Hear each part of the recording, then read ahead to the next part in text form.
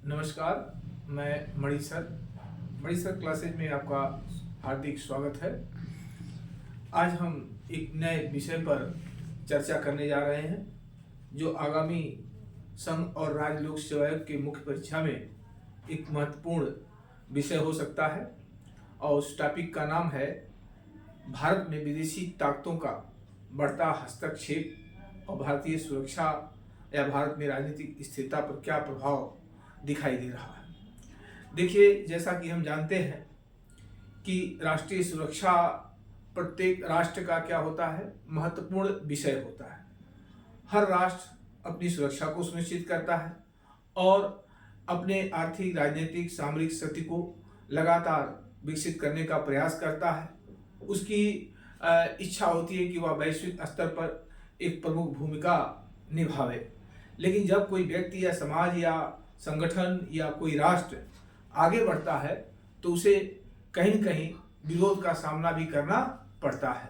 प्रायः हम ये देखते हैं कि बड़ी शक्तियां या बड़े राष्ट्र कभी कभी छोटे राष्ट्रों को या कुछ ऐसे राष्ट्रों को जो उनके हितों के अनुरूप कार्य नहीं करते हैं तो उनको अस्थिर करने का क्या करते हैं, प्रयास करते हैं। वो अगर सीधे हस्तक्षेप नहीं करते हैं तो कहीं न कहीं दूसरे तरह से हस्तक्षेप करने का प्रयास करते हैं और उस प्रयास में बहुत से ऐसी घटनाएं हम देखते हैं कि वो सफल भी रहे हैं।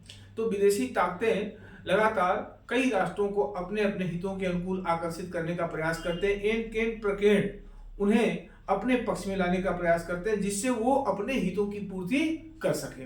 अच्छा, अब ऐसे में हम कुछ घटनाओं का उल्लेख करना चाहते हैं और जिसके कारण आज बहुत से देश राजनीतिक अस्थिरता के शिकार हुए। तो अभी तो हाल में हमारे पड़ोस में बांग्लादेश इसका सबसे ताज़ा उदाहरण है, क्योंकि बांग्लादेश एक मजबूती से आगे बढ़ रहा था। भारत और बांग्लादेश के संबंध भी दिनों दिन बेहतर होते जा रहे थे। बांग्लादेश की आर्थिक सामाजिक स्थिति बहुत काफ़ी स्ट्रांग होती रही है, उसका विकास दर भी बढ़ रहा था। लेकिन भारत और बांग्लादेश के संबंध और भारत की शांति स्थिरता और जिस तरह से बांग्लादेश की शेख हसीना वाजेद सरकार अपने स्वतंत्र नीति पर आगे चलने का प्रयास किया, उस प्रयास को ना तो चीन स्वीकार कर पाया, ना पाकिस्तान स्वीकार कर पाया और ना ही अमेरिका स्वीकार। अमेरिका अपना हिस्सा अपना चाहता था, पाकिस्तान अपना हिस्सा अपना चाहता था। तो वर्तमान सरकार जो वहाँ की जो पहले की सरकार थी शेख हसीना वाजेद, उनके हितों के अनुरूप कार्य नहीं किया। तो परिणाम क्या हुआ, उसको कहीं न कहीं ये ताकतें वहाँ के आम नागरिक को अपने पक्ष में करके और अस्थिर करने का प्रयास किया, जिसमें बांग्लादेश के कट्टरपंथी तत्व कब से सबसे महत्वपूर्ण भूमिका है। उसका विपक्ष बांग्लादेश नेशनलिस्ट पार्टी, ये सब कहीं कहीं पाकिस्तान के बहकावे में आए और एक जन आक्रोश, एक जन रैली को वो एक हिंसक वारदात के रूप में रूप लिया और जिसका परिणाम था कि वहाँ की सेना भी न्यूट्रल हो गई, सैन्य बल भी अर्धसैन्य बल न्यूट्रल हो गए और परिणामतः वहाँ की सरकार को क्या है, अपने पद से हटना पड़ा और अपनी सत्ता को छोड़ना पड़ा और उन्हें भारत में शरण लेना पड़ा। तो बांग्लादेश की जो राजनीतिक अस्थिरता है, इसमें चीन, पाकिस्तान, अमेरिका जैसे राष्ट्रों का कहीं न कहीं सीधा हस्तक्षेप है, जिसके कारण आज बांग्लादेश अस्थिरता का शिकार हुआ और जो नहीं होना चाहिए वही हुआ। आज वो पाकिस्तान की राह पर चल पड़ा है। इसी तरह से अफगानिस्तान को देखें, अफगानिस्तान को भी राजनीतिक अस्थिरता का सामना करना पड़ा। यूं तो अफगानिस्तान ने लंबे समय से विदेशी ताकतों के हस्तक्षेप का सामना किया, कभी सोवियत संघ के हस्तक्षेप का सामना किया, कभी अमेरिका के हस्तक्षेप का सामना किया। और जब 2004 में हामिद करज़ई की सरकार बनी चुनाव के बाद, तो अफगानिस्तान में भी शांति, स्थिरता और विकास को आगे बढ़ रहा था। लेकिन भारत और बांग्लादेश के संबंध भी बेहतर हो रहे थे, तो भारत और अफगानिस्तान के संबंध भी बेहतर हो रहे थे। तो भारत और अफगानिस्तान के संबंध को पाकिस्तान और चीन स्वीकार नहीं कर पाए। इसे भारत की भूमिका को समाप्त करना चाहते थे और वो वहाँ की जो चुनी हुई सरकार थी अफगानिस्तान को, उसके रहते संभव नहीं था। तो पाकिस्तान ने एक चाल चला, तालिबानों को फिर सपोर्ट किया और सोचा कि तालिबान जब अफगानिस्तान में आ जाएंगे तो हम अफगानिस्तान से भारत की भूमिका को समाप्त कर देंगे और हमारा प्रभाव रहेगा। हम अफगानिस्तान को अपने पक्ष में करके अपने हितों की पूर्ति करेंगे। और इसमें कहीं कहीं चाइना का भी सपोर्ट था। तो परिणाम क्या हुआ, साहिल की सरकार वहां से अपदस्थ हो गई और तालिबान पुनः सत्ता को काबिज कर लिए। तो कहीं कहीं तब से लेके आज तक अफगानिस्तान को भी बहुत स्थिरता का हम नहीं देख सकते हैं। नेपाल हमारे पड़ोस में है, कभी नेपाल में राजतंत्रात्मक था, लेकिन 90 के दशक में जो चीन के समर्थन से जो माओवाद का आंदोलन चला, उसका परिणाम जरूर है कि राजशाही समाप्त हो गई। एक लोकतांत्रिक व्यवस्था के रूप में नेपाल अपने को प्रस्तुत किया, लेकिन नेपाल भी आज भी राजनीतिक अस्थिरता का शिकार है और इसमें कहीं कहीं विदेशी ताकतों का हस्तक्षेप, विशेष करके चाइना का हस्तक्षेप है। अभी हाल में सीरिया में बशर अल असद की सरकार जो है अवदस्त हो गई और वो रूस भाग गए। तो उसके पीछे कौन सी शक्तियां? उसके पीछे वही शक्तियां हैं जो सीरिया के विरोधी राष्ट्र थे, चाहे वो इजराइल रहा हो, चाहे वो अमेरिका रहा हो। इजराइल अमेरिका जैसे राष्ट्रों ने असद के विरोधियों को समर्थन किया और उस समर्थन का प्रभाव था कि असद को सत्ता छोड़ने से विवश होना पड़ा। तो हमारा ये मानना है कि ऐसे बहुत से उदाहरण हैं, कहां तक आपको इस उदाहरण को दें, लेकिन इतना समझ जाइए कि बहुत से ऐसे देश हैं जो बड़े राष्ट्रों के हितों के अनुरूप कार्य नहीं कर रहे हैं, तो उन्हें राजनीतिक अस्थिरता का सामना करना पड़ रहा। आज म्यांमार है, तो म्यांमार में हमने देखा कि सैन्य शासन व्यवस्था है, जबकि म्यांमार में सैन्य शासन व्यवस्था लंबे समय से 1962 से ही है। बीच में कुछ वर्षों के लिए 2-3 सालों के लिए आंग सान सू की सरकार आई जरूर, लेकिन पुनः म्यांमार में सैन्य शासन आ गया। अब भारत और म्यांमार के बीच संबंध लगातार प्रगाढ़ हो रहे। भारत अपने हितों को ध्यान में रख करके वहां के सैन्य शासन व्यवस्था के साथ अच्छे संबंधों को विकसित कर रहा था। अब जब म्यांमार के सरकार का भारत के प्रति झुकाव रहा तो चीन को स्वीकार नहीं हो पाया, तो चीन ने क्या किया, म्यांमार में सैन्य शासन के जो विरोधी गुट थे उनको सपोर्ट करना शुरू कर दिया। अब उस सपोर्ट का परिणाम क्या रहा, तो म्यांमार भी अब लगातार अस्थिरता का शिकार होता जा रहा है। तो चाहे म्यांमार हो, चाहे बांग्लादेश हो, अफगानिस्तान हो, सीरिया हो, इराक हो। इराक में क्या हुआ, इराक में क्या हुआ, शिया सुन्नी कुर्दों में आपसी संघर्ष हुआ। उसी संघर्ष का परिणाम सद्दाम हुसैन को सत्ता से प्रतिष्ठित होना पड़ा। अमेरिका उसमें सक्रिय भूमिका निभाया। तो विदेशी ताकतें ये हमेशा हस्तक्षेपों को बढ़ावा दिए हैं और छोटे छोटे राष्ट्रों को इस हस्तक्षेपों का सामना करना पड़ा और उसके परिणाम आज बहुत से देश राजनीतिक अस्थिरता के शिकार हैं।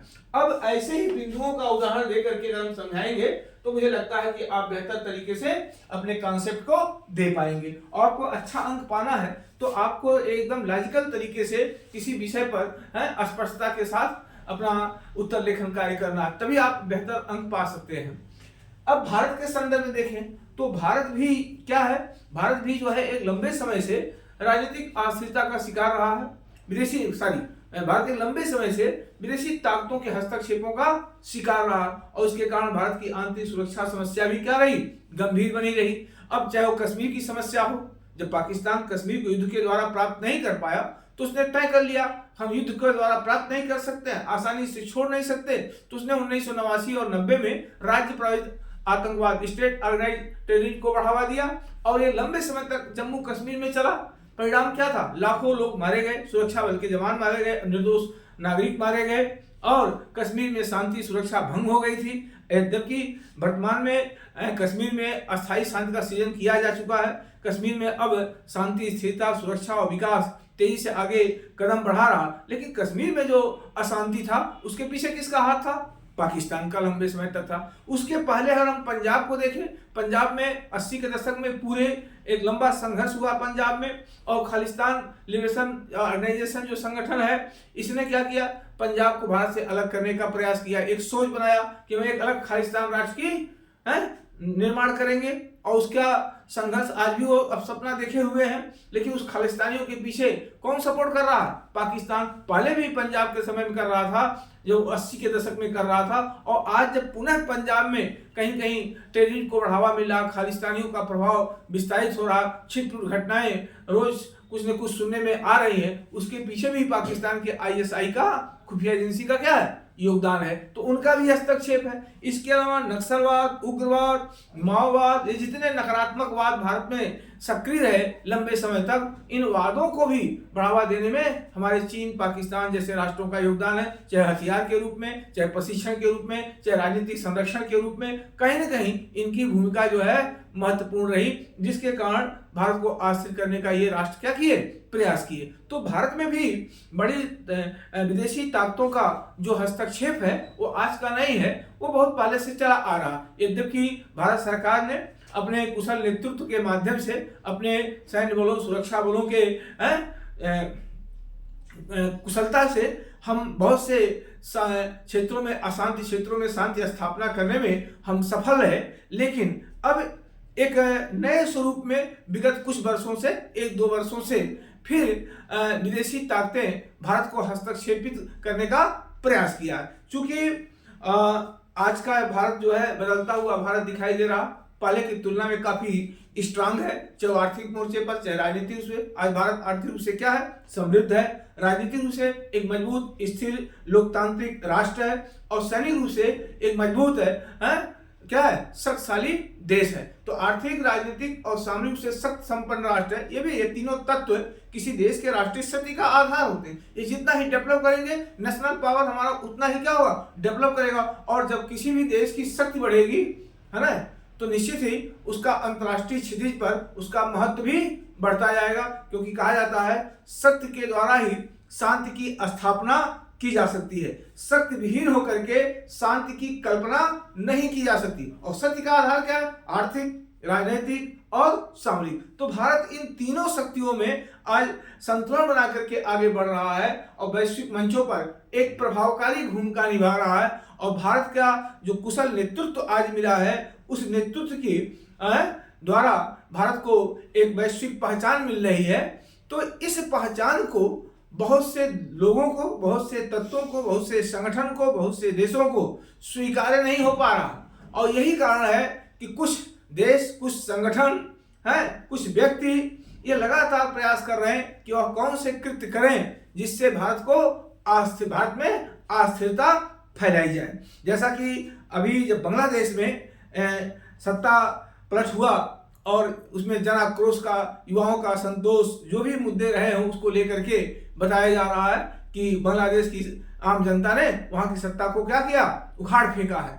तो भारत में भी ऐसी घटनाएं हो सकती हैं। कुछ भारत में ऐसे तत्व अभी मन बनाए हुए हैं कि अगर बांग्लादेश में सत्ता पलट हो सकता है तो भारत में भी पलट हो सकता है। लेकिन मेरा अपना व्यक्तिगत मानना है ये संभव नहीं है। बांग्लादेश की दूसरी सिचुएशन है और हमारे देश की दूसरी सिचुएशन है। हमारे देश की सेना, हमारे देश के सुरक्षा बल कभी भी गद्दार नहीं हो सकते हैं। वो हमेशा अपने संविधान और अपने नियमों, कानून और जो उनका क्या कहते हैं, जो उनका कर्तव्य है उसका वो निर्वहन करते हैं। वो किसी के बहकावे में आने वाले नहीं है कि न्यूट्रल की भूमिका निभाएंगे। तो भारत बांग्लादेश नहीं हो सकता है। और जो लोग मन पाले हैं कि हम बांग्लादेश की तरह भारत को भी वर्तमान सरकार को उखाड़ फेंकेंगे, तो ऐसा नहीं। वर्तमान सरकार को उखाड़ तभी फेंका जा सकता है केवल लोकतांत्रिक तरीके से, और कोई तरीका संभव नहीं है। लेकिन फिर भी भारत को अस्थिर करने का क्या है, प्रयास किया जा रहा। अब इस प्रयास में कुछ घटनाएं ऐसी हाल के वर्षों में देखी जा रही हैं जिसके कारण एक राष्ट्रीय विमर्श का विषय बन गया है कि क्या भारत में विदेशी ताकतों की सक्रियता बढ़ती जा रही है। तो जैसे आप जान लीजिए कि कुछ घटना है, जैसे किसान आंदोलन। एक किसान आंदोलन स्वाभाविक है। किसान हमारा बहुत ही सम्मानित परिवार है और देश की अर्थव्यवस्था में उसका महत्वपूर्ण योगदान है। किसानों के सामने जो समस्याएं हैं उसे जरूर दूर होना चाहिए, उनकी अर्थव्यवस्था को जरूर मजबूत करना चाहिए। लेकिन इसका यह मतलब नहीं कि आप अलोकतांत्रिक तरीके से अपने अधिकारों की मांग करें। तो जिस तरह से पिछले वर्ष किसान आंदोलन चलाया गया, संसद से लेकर सड़क तक जाम लगाया गया, किसान आंदोलन के नाम पर झंडे अलग फहराए गए, ये कोई अच्छा बात नहीं है, अच्छा विषय नहीं है। इसके पीछे कहीं न कहीं ऐसी ताकतें हैं जो किसान आंदोलन को व्यापक रूप देने का प्रयास किया। यद्यपि उस आंदोलन को हमने बहुत कुछ शांति के रास्ते पर लाने में सफल रहा, लेकिन फिर भी अभी भी उसकी कुछ न कुछ धुआं या चिंगारी सुलग रही है आंदोलन को। तो ये किसान आंदोलन का बहाना है। वास्तविक उद्देश्य भारत को क्या है, अस्थिर करना है। सीए बिल है, एनआरसी है, इसमें जितना भी सोशल साइट के माध्यम से जितना भी र्यूमर फैलाया गया उससे कहीं न कहीं हमारे सामाजिक व्यवस्था में छिन्न भिन्न होती दिखाई दी। भारत को अस्थिर करने का प्रयास किया गया। एनआरसी के नाम पर, सीए बिल के नाम पर किसकी नागरिकता जाएगी, किसकी नागरिकता रहेगी, ये जो है वो सब स्पष्ट है। लेकिन फिर भी एक समुदाय विशेष को भड़काने का प्रयास किया गया। तो कुछ ऐसे एलिमेंट्स हैं जो भारत में सक्रिय हैं और ये बाहरी ताकतें जो है भारत में कुछ ऐसे एलिमेंटों के साथ सहयोग करके वो भारत को अस्थिर करने का प्रयास है, जिसमें हाल के दिनों में समाचार पत्रों में बहुत चर्चा का विषय आया एक व्यक्ति का नाम। उस व्यक्ति का नाम क्या है? George Soros. जॉर्ज सोरोस जन्म स्थान उनका हंगरी है। वह अमेरिका की नागरिकता ग्रहण किया, अमेरिका का उद्योगपति है और वो भारत का विरोधी भी है। तो ये स्वाभाविक है, वो भारत का विरोधी है। उसका एक ही उद्देश्य है कि अपने पूंजी के द्वारा विश्व के विभिन्न देशों को अस्थिर करने का प्रयास, तो उसकी भी फंडिंग भारत में हो रही है। इसके अलावा अगर हम देखें तो आज अमेरिका में, कनाडा में, ब्रिटेन में, ऑस्ट्रेलिया में, ऐसे देशों में भारत के दूतावासों पर हमले हो रहे हैं। भारत के जो समर्थक लोग हैं जो भारत के प्रति अपने वफादार हैं, उनके खिलाफ हमले हो रहे हैं और वहां पर खालिस्तान के झंडे फहराए जा रहे हैं, भारत के तिरंगे का अपमान किया जा रहा। ये सब विदेशों में जो हो रहा है, भारत सरकार के तमाम प्रयासों के बावजूद वहां की सरकार उस तरह से भारत की सपोर्ट नहीं करती हुई दिखाई दे रही है। तो क्या लगता है कि कहीं न कहीं कनाडा में जो खालिस्तानियों की सक्रियता है, अमेरिका की सक्रियता है, अमेरिका में जो खालिस्तानियों की सक्रियता दिखाई दे रही है, ब्रिटेन में सक्रियता दिखाई दे रही है, बिना वहां के सरकारों के समर्थन के संभव नहीं है। तो मेरा मानना है कि आज भारत के बढ़ते वैश्विक प्रभाव को कुछ देश, कुछ संगठन, कुछ व्यक्ति इसे स्वीकार नहीं कर पा रहे हैं और ये देश का दुर्भाग्य है कि भारत को अस्थिर करने में और सत्ता को प्राप्त करने में कुछ राजनीतिक दल भी लगे हुए हैं। वो भी एन के प्रकेण अपनी सत्ता को प्राप्त करना चाहते हैं और उनका भी संबंध राष्ट्र विरोधी संगठनों से है, राष्ट्र विरोधी तत्वों से है और इसी सब को लेकर के ये देश जो है, ये संगठन आज भारत को अस्थिर करने का प्रयास कर रहे हैं। तो आज ये एक विमर्श का विषय है कि विदेशी हस्तक्षेप कहीं न कहीं भारत में बढ़ता जा रहा। हम जयचंद की कहानी सुनते हैं जिसके चलते भारत को इस्लामिक देश का सूत्रपात हुआ, भारत में इस्लामिक राज्य की स्थापना में बल मिला। तो आज भारत में बहुत से ऐसे जयचंद हैं जो भारत की एकता, अखंडता और संप्रभुता को अपने कुछ तुच्छ स्वार्थ के कारण उसे कमजोर करना चाहते हैं। लेकिन भारत के प्रत्येक नागरिक को इजराइल के नागरिक की तरह राष्ट्र के प्रति समर्पण की आवश्यकता है, जिससे न तो विदेशी ताकतों के भारत की एकता, अखंडता और संप्रभुता पर आँच आ पावे और न ही हमारे देश के नागरिकों के। तो देश में शांति, स्थिरता, सुरक्षा और विकास को लाना है, देश की एकता, अखंडता और संप्रभुता को मजबूत बनाना है, भारत को वैश्विक पहचान दिलाना है। तो इन विदेशी ताकतों और राष्ट्र विरोधी तत्वों से दूर रहना होगा। तो आज का टॉपिक हमारा यही रहा। अगर हमारा वीडियो आपको बेहतर लगे, अच्छा लगे, तो आप इसको कमेंट कीजिएगा, अपने कमेंट में अपना सुझाव भी दीजिए ताकि आपको बेहतर और आगे कोई मुद्दों पर चर्चा कर सकें और साथ साथ इसे सब्सक्राइब भी अवश्य करिएगा। जय हिंद।